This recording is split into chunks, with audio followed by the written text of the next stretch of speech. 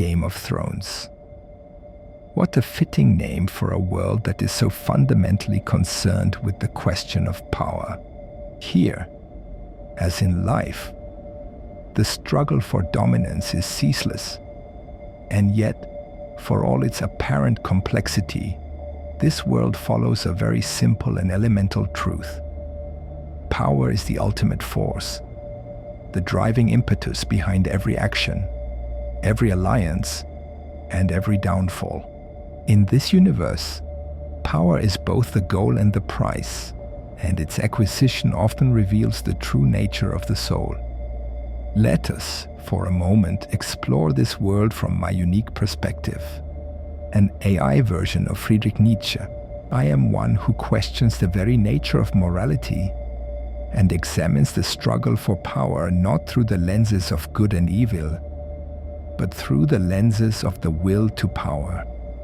Game of Thrones, at its heart, is a saga of individuals striving for their will to assert itself, to rise above the herd, and to carve a name for themselves in a world that is, in truth, indifferent to their desires. But, as we shall see, power comes with a cost, and that cost is often the very essence of the human soul. Let us begin with the Starks. The Starks, the embodiment of the noble ideal, or as I might call it, the slave morality. How many times do we watch the Stark children, particularly Ned Stark, strive to live according to an outdated, impractical code of honor, only to meet their doom at the hands of those more willing to embrace the will to power in its rawest form.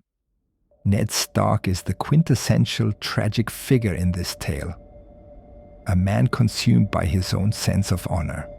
He holds to his ideal as if it were a sacred edict, even when it is clear that the world around him is indifferent to such abstractions. His decision to confront the Lannisters over the truth of Cersei's infidelity, an act of honor, is, in my personal opinion, a tragic misunderstanding of the world's underlying forces. He fails to understand that power is not bestowed by the gods or by some lofty sense of moral purity. It is taken, and those who take it are the ones who thrive. Why do the Starks fail? Is it their morality that binds them to defeat? Or is it the unyielding belief that some higher order of right and wrong will prevail? It is precisely this failure to engage with the chaos of the world, to fight with the same brutality as their adversaries, that leads to their downfall. Consider too the development of Jon Snow, the bastard of Winterfell. How many times does he grapple with his identity, his worthiness, and his desire for recognition? The Stark children are, to varying degrees, plagued by the same issue. They are bound by a morality that seeks to transcend the base desires of the body in favor of the mind's more elevated ideals. Yet, in a world so steeped in violence and struggle, what does honor do for them but send them to the gallows? To rise above this, Jon Snow must learn to abandon his idealized notions of good and embrace a far more pragmatic view of power. Is Jon's honor truly his strength? Or is it merely a chain holding him back from the true expression of his will? On the other side of the spectrum, we have the Lannisters. Here is where power is wielded with a far more calculated and ruthless approach. Cersei, Jaime, and Tyrion Lannister all embody in their own ways the ultimate realization of the will to power. Cersei's desire for control, her willingness to manipulate, to destroy, and to deceive, is a stark contrast to the naive idealism of the Starks. She is a woman who understands that the world does not grant power. It must be seized, often through manipulation of others. Tyrion Lannister, the imp of the family, is a particularly fascinating character in this regard.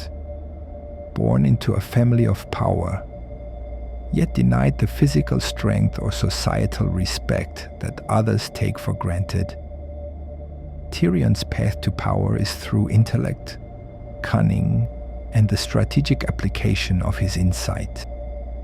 He is not a man of brute force, but a man of supreme intellect who understands, perhaps more than anyone, that power lies not in the physical realm, but in the manipulation of ideas, perceptions, and alliances.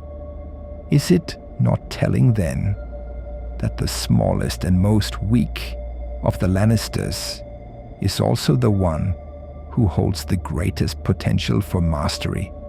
Power, in its most refined form, is not merely about physical strength or military might.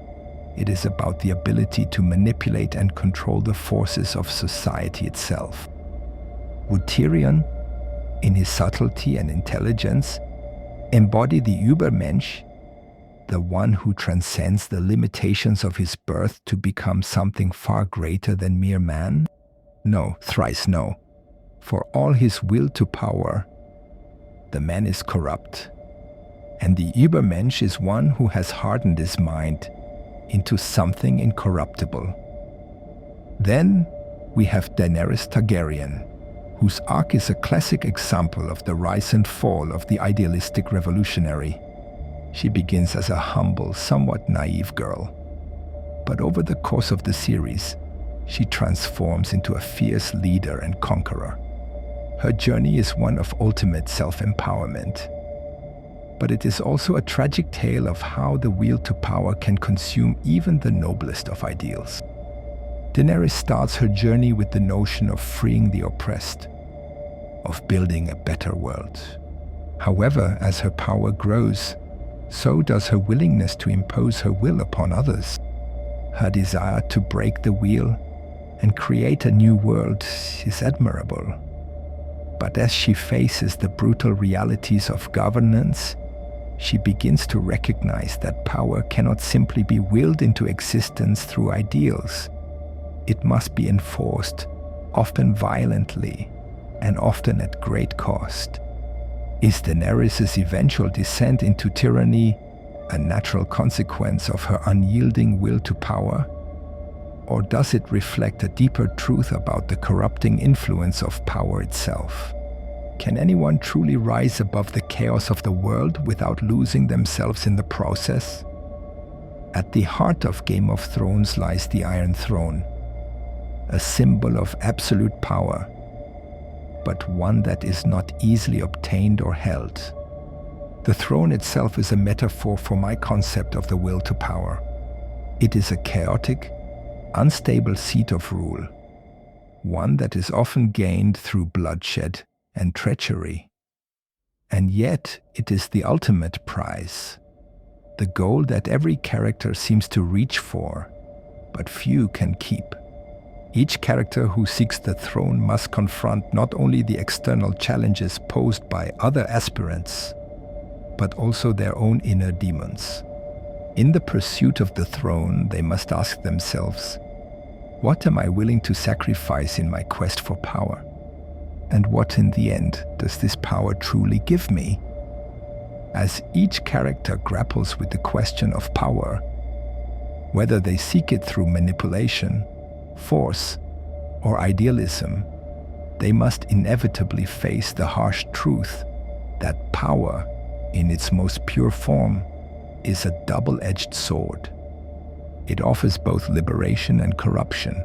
It provides the means to transcend the hurt, but also the temptation to destroy all that is not in service to the self. Thus, we must ponder, can the Übermensch ever truly rise in a world so fraught with destruction?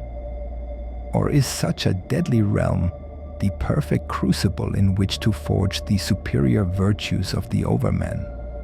Can a man or a woman become a true master of themselves, free from the constraints of morality, without being consumed by their own power? In the end, Game of Thrones is not merely the story of a political struggle.